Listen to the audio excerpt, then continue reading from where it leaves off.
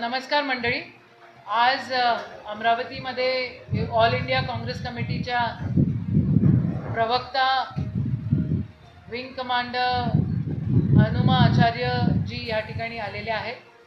आपल्याला ठाऊक आहे की महाराष्ट्र किती असुरक्षित झालेला आहे. त्या अनुषंगानं आज या ठिकाणी ऑल इंडिया काँग्रेस कमिटीची प्रेस कॉन्फरन्स ठेवलेली आहे आणि त्या प्रेस कॉन्फरन्ससाठी मॅडम इथे आलेले आहेत. इथे उपस्थित आपले जिल्हाध्यक्ष बबलूदादा, शहर अध्यक्ष शेखावतदादा, या ठिकाणी खासदार बळवंतदादा वानखडे, माजी आमदार वीरेंद्रदादा जगताप, या ठिकाणी माजी मेयर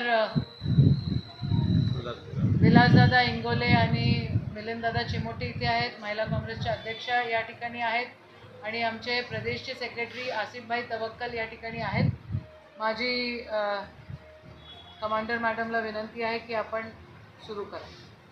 सबसे पहले मैं 3 बार की त्योसा की हमारी विधायक यशोमती जी का और डीसीसी के दोनों प्रेसिडेंट्स का, हमारे पदाधिकारियों का और जो लोग संवैधानिक पदों पर हैं उन सभी का बहुत बहुत धन्यवाद करती हूँ कि अमरावती के आप सभी प्रबुद्ध पत्रकारों से मिलने का और एआईसीसी की तरफ से बात रखने का मौका दिया.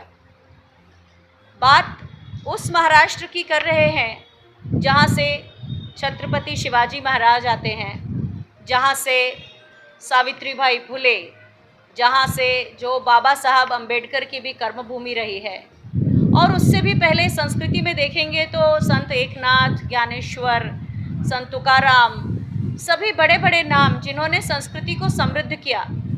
और उसी महाराष्ट्र का नाम आज बाल अपराधों में सबसे ज़्यादा, देश में 20,762 बाल अपराधों के साथ महाराष्ट्र पहले नंबर पर है.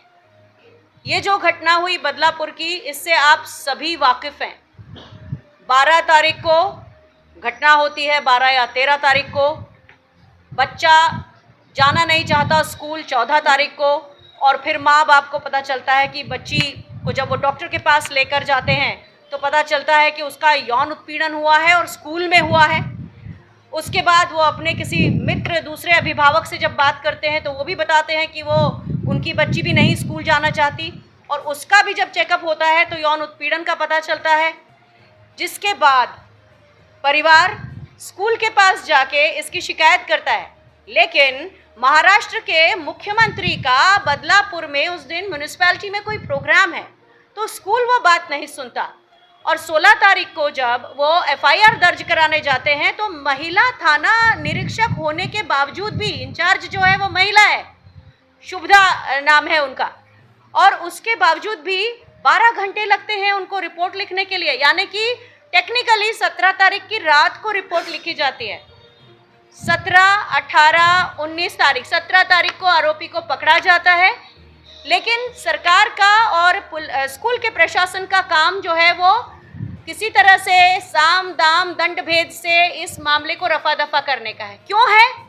क्योंकि भारतीय जनता पार्टी के 2 सक्रिय सदस्य उस बोर्ड के ट्रस्टी हैं. तुषार आपटे, जो चेतन आपटे का बेटा है, जो शहर अध्यक्ष है बदलापुर का, और दूसरा काटकर जी, जो कि नंदकिशोर काटकर, ये भी उसी के सदस्य हैं. तो इस कारण से शायद पुलिस भी उसे रफा दफा करना चाहती है और स्कूल भी रफा दफा करना चाहता है, और तब जाके विपक्ष की पार्टियां उसका आंदोलन शुरू करती हैं जिसमें लोकल लोग हैं. और उस आंदोलन के बाद जाकर स्कूल का प्रशासन प्रिंसिपल को बर्खास्त करता है, क्लास टीचर को बर्खास्त करता है, जो उनको बाथरूम तक लेकर जाते हैं उन परिचारकों को बर्खास्त करता है, और उसके बाद ही थाना के जो प्रभारी हैं उनको भी बर्खास्त किया जाता है. तो कुल मिला के ये बताता है कि मुख्यमंत्री के अपने निर्वाचन क्षेत्र में बच्चियां सुरक्षित नहीं हैं, महिलाएं सुरक्षित नहीं हैं, और गृह मंत्री की पुलिस, गृह मंत्री यानी कि जो डिप्टी चीफ मिनिस्टर हैं, उनकी पुलिस जानबूझ के डिले करती है इस सब के रजिस्ट्रेशन में. और मुख्यमंत्री क्या कर रहे थे? सतारा में आराम फरमा रहे थे जब यहाँ पर बदलापुर में जन आंदोलन हो रहा था. और डिप्टी सीएम क्या कर रहे थे? वो अपनी गोटियां टाँका फिट करने के लिए गए थे. कहाँ गए थे? दिल्ली गए थे. तो ये सारी चीज़ें बताती हैं कि महाराष्ट्र में जिस तरीके से भारतीय जनता पार्टी और उनके साथ जो महायुति है, ये जिस तरह का शासन कर रहे हैं, इसमें महिलाएं सुरक्षित नहीं हैं। पिछले एक हफ्ते में ही 4 ऐसी घटनाएं हुई हैं। आप सभी को मालूम है कि इस घटना के बाद भी अकोला में एक 10 साल की बच्ची, जिसके शिक्षक ने पोर्नोग्राफिक वीडियोस दिखाए और उसका फिर मौत हो जाती है, तो ये एक और घटना होती है। इसके पहले हम देख चुके हैं महाराष्ट्र में ही अक्षता म्हात्रे का केस है, यशस्वी का केस है। तो दिखने में आता है कि जो महाराष्ट्र संस्कृति के लिए प्रसिद्ध था, आज उसी महिला को सम्मान करने की संस्कृति के विरोध में जा रहा है। क्यों जा रहा है? क्योंकि सरकार, शायद जैसे केंद्र सरकार का रवैया है, जैसे कि भारतीय जनता पार्टी की हर सरकार का रवैया है, आप सभी को मालूम है। ये होता क्यों है? ये होता इसलिए है कि कठुआ में बलात्कार होता है, बलात्कारी का सम्मान कर दिया जाता है। हाथरस में बलात्कार होता है, उन्नाव में होता है, सरकार बलात्कारियों का संरक्षण करती है।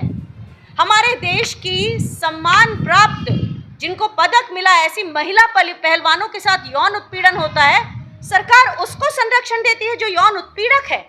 सरकार मणिपुर की घटना के बाद भी जो मुख्यमंत्री कुछ नहीं करता, उसका संरक्षण करती है। तो ये सारी चीजें एक पूरे समाज को व्यथा देने वाली हैं, एक पूरे समाज पर लानत भेजने वाली हैं, सामाजिक चेतना की जागृति का आह्वान करने वाली हैं। क्योंकि आज भी इतनी घटनाएं होने के बाद अगर सामाजिक चेतना अब भी नहीं जागेगी, तो क्या सामाजिक चेतना जागने के लिए हमें अपने घर में इस तरह के किसी होने का इंतजार करना होगा? मैं आपको बताती हूँ कि कोई और बीजेपी के अलावा कोई भी सरकार होती है, वो हमेशा उत्पीड़क जो होता है उसको कटघरे में खड़ा करती है, पीड़ित के साथ खड़ी होती है।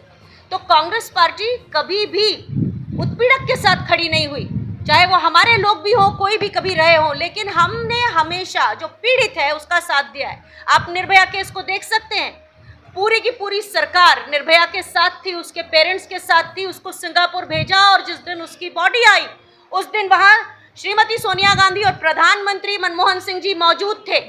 तो ये जो इस तरह की घटनाएं होती हैं जिसमें जो उत्पीड़क है उसका संरक्षण वो केवल बीजेपी के ही लोग करते हैं, कांग्रेस की सरकारों ने कभी नहीं किया। नहीं, आप किसके बारे में बात कर रहे हैं ये हमको मालूम नहीं। आप मध्य प्रदेश एक ऐसा राज्य है जहाँ पे पिछले 4 सालों में 2 लाख बेटियाँ गायब हो गई हैं और जिनका कोई पता नहीं। वहाँ जितने भी बलात्कार के केस होते हैं उसमें फिर से सरकार जो है वो उत्पीड़क के साथ होती है। तो वहाँ पर मेरा ये कहना है कि 29,000 स्कूल बंद हुए हैं, बेटियां न पढ़ पा रही हैं, ना उनको कोई शिक्षा का अधिकार रह गया है। तो यहाँ पर हम चाहते हैं पहले सुरक्षित बहना बनाए भारतीय जनता पार्टी, लाडली बहना बाद में, पहले बहना को सुरक्षित रखना बहुत ज़रूरी है।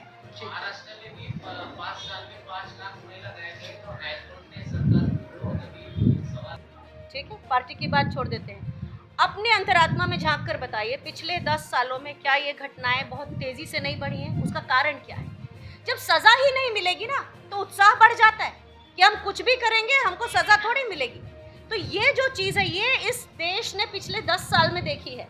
पार्टी पॉलिटिक्स बिल्कुल छोड़ दीजिए, लेकिन आप देखिए तो सही कि क्या पहले की कभी सरकारों ने जो आरोपी है उसे बचाने की इस तरह कोशिश की? नहीं की। आपको कोई ऐसा मिसाल नहीं मिलेगी। आरोपी को सबसे पहले कटघरे में लाने का काम पहले की सरकारें करती थी। केवल भारतीय जनता पार्टी के आने के बाद आपने देखा है। आप देखिए हमारे जो विनेश फोगट जैसे जो खिलाड़ी जिन्होंने इतने दिनों तक वहां पर आंदोलन किया, मीनाक्षी लेखी भाग रही थी उनसे जब पत्रकारों ने सवाल पूछा था। तो आप बताइए ये जो हालात है, जब रेखा शर्मा जैसे जो महिला आयोग के अध्यक्ष कुछ नहीं बात करते, ये हालात देश पहली बार देख रहा है। सत्ता में रहने वाले लोग उन लोगों को बचाते हैं जो महिलाओं के उत्पीड़क हैं, खास तौर पे महिलाओं के उत्पीड़कों को बचाया जाता है।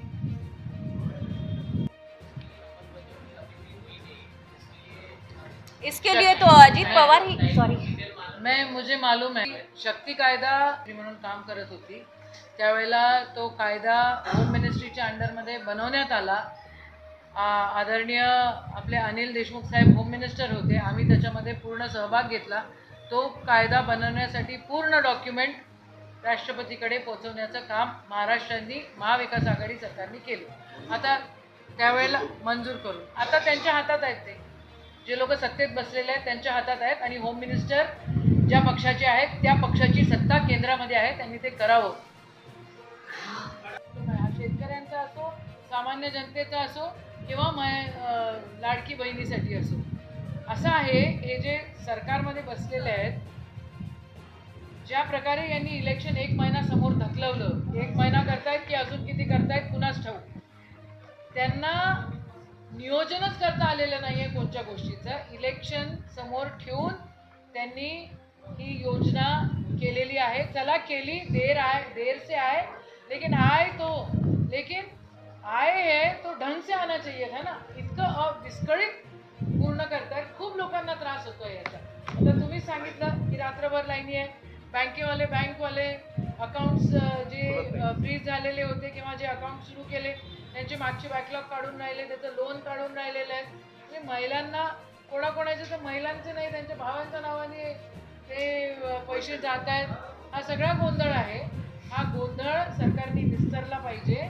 आणि जशी महाविकास आघाडीचं सरकार असताना शेतकऱ्यांना कर्जमाफी दिली त्यावेळेला एकही कागद लागला नाही, गोंधळ झाला नाही, त्या प्रकारे योजना राबवली पाहिजे.